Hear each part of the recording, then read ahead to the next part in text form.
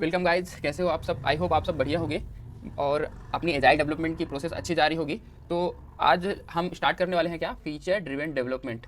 Feature last time हमने क्या पढ़ा था, एक्सट्रीम प्रोग्रामिंग, जो कि एक सॉफ्टवेयर डेवलपमेंट मॉडल है, एजाइल का फ्रेमवर्क है ना, जिसको हम एक्सपी भी बोलते हैं। तो अपन ने लास्ट टाइम पढ़ा था। अगर आपने वो वीडियो नहीं देखा है तो लास्ट वीडियो इसी प्लेलिस्ट में चेकआउट कर सकते हैं।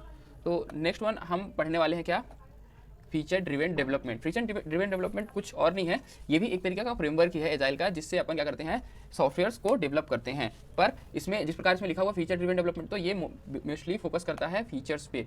फर्स्ट हम इसकी देख लेते हैं कि इसका वो क्या है, डिफिनेशन। देन आफ्टर हम समझेंगे कि काम कैसे करता है। ठीक है, तो feature driven development is an agile iterative and incremental model. अब तक आप लोग को ये तो समझ में आ गया होगा कि आइट्रेटिव और इंक्रीमेंटल क्या होता है। तो जिसको इसके बारे में नहीं पता है तो मैं एक बार और बता देता हूँ। आइट्रेटिव का मतलब होता है कि हम एक बार डेवलपमेंट कर चुके हैं, है ना, उसके बाद फिर से हम वापस से सारे फेजेस को रिकन्सिडर करेंगे और डेवलपमेंट करते रहेंगे, अपडेट्स लाते रहेंगे। इंक्रीमेंटल का क्या मतलब है, इंक्रीमेंटल्स का मतलब है जो फीचर बन चुके हैं, है ना, जिन चीज़ों पे काम हो चुका है, हम वापस से उन चीज़ों पे और ऐड ऑन कर सकते हैं, है ना। तो और मतलब जैसे फीडबैक मिला, इसके आधार पे हम उन पे इंक्रीमेंट्स करते जाएंगे। अब नेक्स्ट क्या है, that focuses on progressing the features of the developing software। मतलब इसका मेन फोकस क्या होता है, फीचर्स पे होता है, उनको डेवलप, सॉफ्टवेयर को डेवलप करते समय। ठीक है, the main motive of feature driven development is to provide timely updated and working software. मतलब इसका मेन मोटिव ये भी है कि ये ना टाइमली अपडेटेड और वर्किंग सॉफ्टवेयर को देने का मतलब ज़्यादा से ज़्यादा ट्राई करता है। ठीक है, टू द क्लाइंट को इन एफटीडी मतलब फीचर ड्रिवन डेवलपमेंट, है ना। Reporting and progress tracking is necessary. इसके अंदर रिपोर्टिंग करना, प्रोग्रेस को ट्रैक करना, ये सब नेसेसरी है एट द ऑल लेवल, सारे लेवल्स में।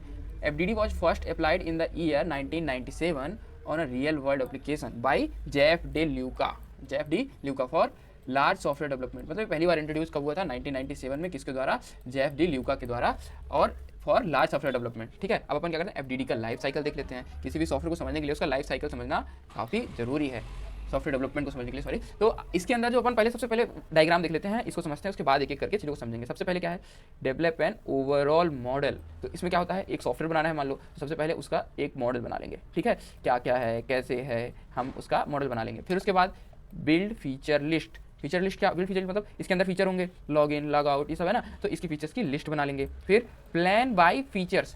अब ये क्या है, जो फीचर लिस्ट अपन ने बनाई है, कुछ फीचर्स बन, मान लो ऐसा हो गया, बन गए हैं, कुछ फीचर बनने हैं, इस प्रकार की, कौन सा नेसेसरी है, कौन सा नहीं है नेसेसरी, तो ये सब अपन टाइमिंग के, कौन से में कितना टाइमिंग लग रहा है, ये सब फीचर प्लान बाय फीचर में ऐड करते हैं। फिर अब designing by feature. Designing by feature क्या है, जो फीचर्स अपने को मिले हैं, है ना, और जो डिजाइन अपन बना रहे हैं, तो डिजाइन की कॉम्प्लेक्सिटी के आधार पर अपन क्या करते हैं, फीचर्स को बनाते हैं। अब बुल्ड बाय फीचर।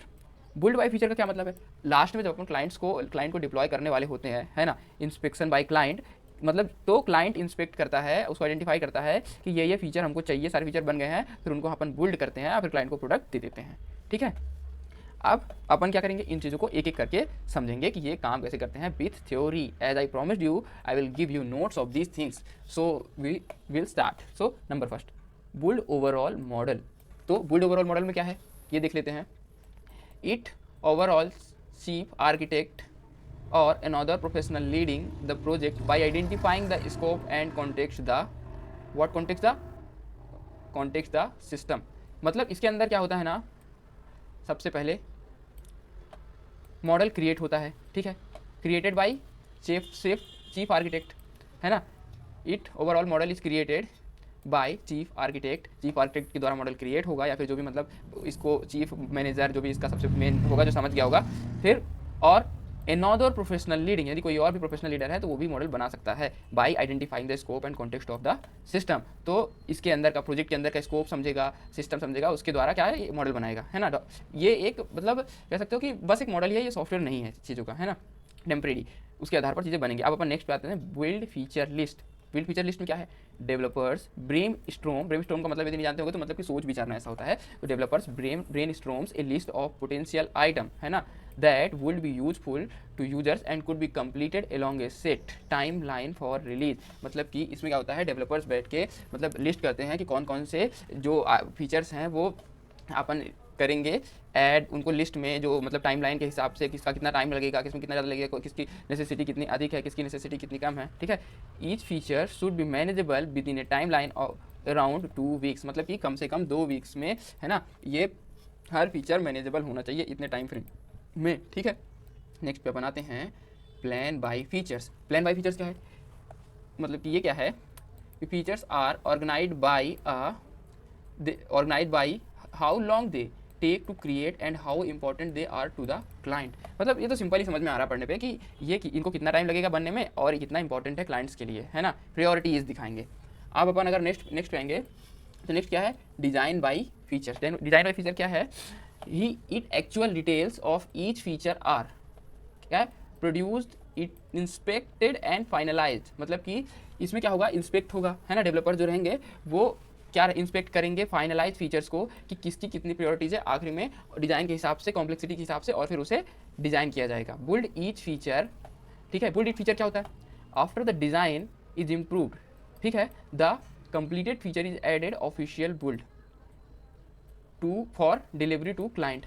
मतलब मैंने जैसे बताया था सबसे लास्ट में, बुल्ड बाय फीचर में आफ्टर जब हम बना लेते हैं क्या फीचर्स को, जब हमने सारा फीचर्स बना लिया तो क्लाइंट इंस्पेक्ट करेगा और उसके आधार पर अपन क्लाइंट को जो नेसेसिटी होगी, जिसका जैसा फीचर्स उन्हें चाहिए होगा बनाने के बाद, जो अपन सारों को मिला के डिलीवर करके दे देंगे। एक बार और अगर नहीं समझ में होगा तो इसको हम पढ़ लेते हैं। After the design is improved the completed features is added official build. मतलब जब डिज़ाइन बन गया, ठीक है, और फीचर बन गए कंप्लीटेड फीचर, तो उन्हें ऑफिशियल बिल्ड में, ऑफिशियल में अपन ऐड कर देंगे, है ना। ऐड करने के बाद क्या होगा, for delivery to the client, client को दे देंगे। पर किसमें, जो एकदम फाइनलाइज फीचर्स होंगे, फाइनलाइज सारी, मतलब ऐसा होता है ना, कई बार अपन सॉफ्टवेयर बना रहे होते हैं, बहुत सारे फीचर स्टार्टिंग से मतलब बनाते रहते हैं, अलग नेसेसिटी रहती है, फिर आखिरी में क्या होता है कि हम डिसाइड करते हैं कि ये चीज़ें हटा देंगे, ये चीज़ें आखिरी में देंगे, ठीक है। तो वो चीज़ों को ऑफिशियल फाइनलाइज करके यहाँ पे देगा।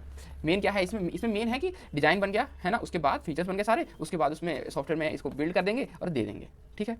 तो इस प्रकार ये वीडियो यहीं पे ख़त्म होता है। अगर आप लोग को कुछ भी चीज़ में मतलब कन्फ्यूजन लगता है तो मुझे बता सकते हैं, मैं इस डायग्राम को एक बार और समझा दूंगा यदि आप ऐसा बोलेंगे तो कि चीज़ें नहीं समझ में आ रही हैं, है ना। तो आज के लिए इतना ही, thanks for watching, bye guys.